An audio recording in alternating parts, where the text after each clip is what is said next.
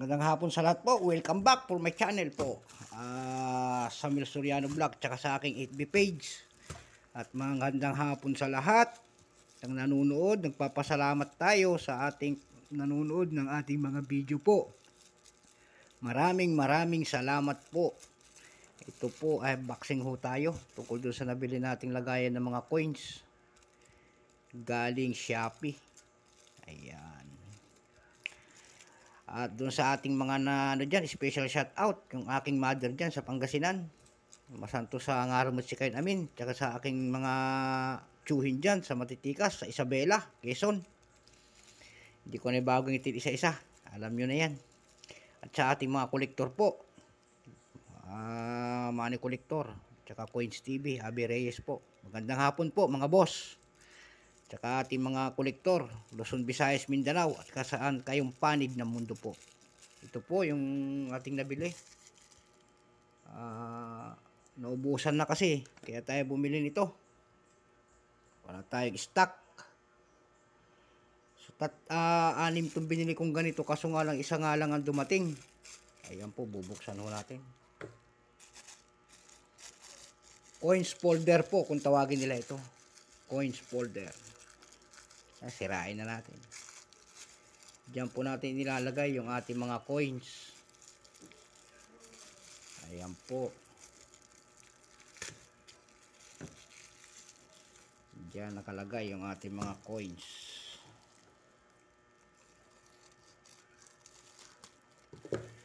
Ayan.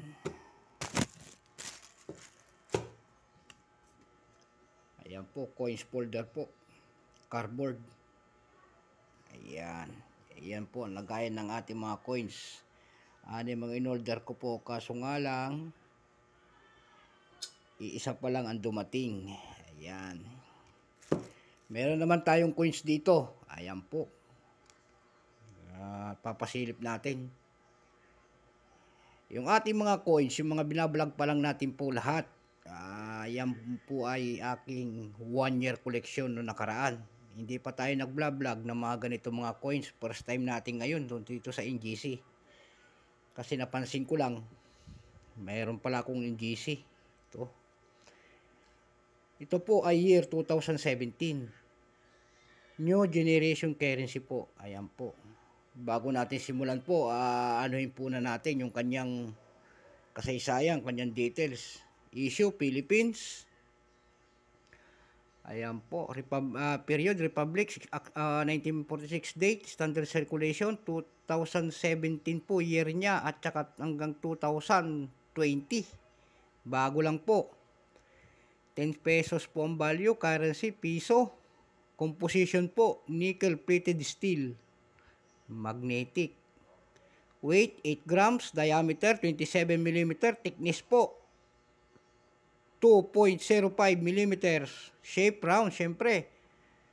Orientation, middle alignment, number N-138688. Reference number KM-300. Ayan po. Yung 2017 po, 15% ang ginawa nito. Ayan po, papakita natin. Ayan, 15% po. Yung 2017. Yung extra fine niya, kung tawagin nila, ayan po, extra fine ay 76 pesos. Yung almost uncirculated niya po ay 82. Yung almost uncirculated niya po ay 85. 5% lamang. Ayan. Ayan po yung ating platform. Kikita nyo po ha. Ayan. Kung magkano ang presyo. 2018 naman, mula 1 centavos yung mga presyo. Ito po, presyo. Complete set. Ayan. Kita nyo, $10.98 po ang kapresyo na. Ayan, ang kanyang presyo. Doon naman po sa eBay. eBay po, eBay platform. Semi-hard to find po ito, 2017. Ayan, mahirap na maghanap nito. Ayan po. Ayan. 2017 po, ayan po. Ayan po, ayan. NGC, kung tawagin nila 10 pesos, semi hard to find.